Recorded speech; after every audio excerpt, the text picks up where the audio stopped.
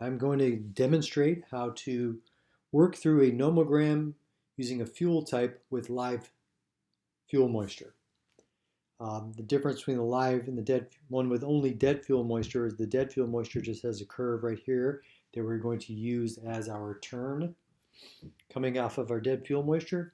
But with live fuel moisture, we have multiple options here. And as you remember, the first thing we need to do is we need to draw a line across the top here and then straighten out these live fuel moisture lines so that we can get our turn line for the live fuel moisture. So the way we're going to do that is we're going to take the find dead fuel moisture, which in this case is a 6, and we're just going to draw a line right across to the side of the 6. Now we want to straighten out those lines right there. So what we'll do is look at our fuel moisture that we have. Live fuel moisture is 100, so we're going to use this line here. We want to straighten that out. So, and we want to, as you see, we want to cross right where the blue line crosses the arch. And then that will give us that straight line for the 100% fine or live fuel moisture. Okay, now we got that. We got to go just like your other nomograms, and we need to find the effective wind. We have our turn line here, which is going to be the 100. We've got our turn line here for the live fuel moisture, and then we have our turn line for down in the bottom left quadrant, which is always going to be that diagonal. We just need to figure out our turn line here of effective wind. So effective wind, of course, is going to be your mid-flame wind plus the slope factor. So how it is that the slope behaves or acts like a wind pushing the fire. So we come down to the bottom. We have a 20% slope and a 5-mile-an-hour mid-flame wind. We'll go up to that 5 and then across. Let me redo that. Okay, so that's going to give us a little bit over 5-mile-per-hour winds. So, or if we come here and we look, this is actually going to put us right in the very bottom of this nomogram for effective winds. We probably could have used the low wind speed nomogram. Let's just go ahead and finish it with this one. So if this is 7.5 right here, we're at 5. We're just pretty close to being on 5. So I'm going to make my turn line just over 5. I don't want that one. I'm going to use this. A nice straight line. Okay, that's where we're going to turn. It's just underneath 5, or just above 5, actually. So the next step now, we have all our turn lines. We're going to come back up here to the our dead fuel on a 6, and we'll go right across over to our turn line, which is this 100% live fuel moisture turn line. Turn there, go straight down to our just over 5-mile-an-hour turn. Turn again, which will take us over to our normal turn line there in the bottom left quadrant. And now we're going to go up and turn at the 100% live fuel line. Then back over, and where we intersect, that's going to put us in right here at the 300 fire line intensity.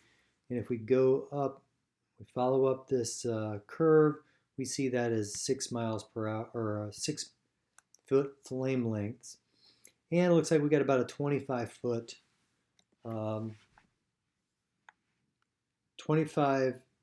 chains per hour rate of spread. So let's put that in 25 hours of chains per hour rate of spread, and then a flame length of 6 feet. Now, that's it. That's all we got to do. Pretty simple. But let's go ahead and see what would happen if we did this with a low wind speed nomogram. It should be the same. Oh, that's a chaparral. Let's go take a look the other direction. Okay, there we go. So we've got this Fuel Model 5, low wind speeds. Okay, so again, we're going to start out the same way. We are going to draw a straight line from our 6% fuel moisture all the way across so that we can straighten out this line. Here's our 100% live fuel moisture arc. And it's a pretty straight line already, but as you saw before, some of them can be pretty curved, so we're going to straighten it out. And we want to draw the line through where the arc meets the horizontal line. So I'm going to start in the corner here. I'm going to go through that arc and past the arc, and we got a straight line now. So now we have our turn line up in the top left quadrant. We've got our turn line, which will be this 100 mark here for the top right quadrant. Our bottom left quadrant, we just need to get the effective wind so we can turn down here. So 20 mile per hour wind, and or correction, a 20% slope with a 5 mile an hour wind comes over, and that gives us just over 5 mile an hour. So if this is 7.5 here in the middle, 6, 5, 6 is probably right in there somewhere. So we're probably a little closer to 6, not right up on the 5 like we were on the wind chart, but probably right about, let's say right about here. And we're just going to draw that line to the corner, and there we go. That gives us our turn line in the bottom right quadrant. We've got all 4 turn lines. Now we're ready to go. Change that to red. So we'll start back here at our fine dead fuel moisture of 6. We're going to go over to our 100 and our live dead fuel moisture. From there, we'll go all the way down to the effective wind speed of just over 5 miles per hour.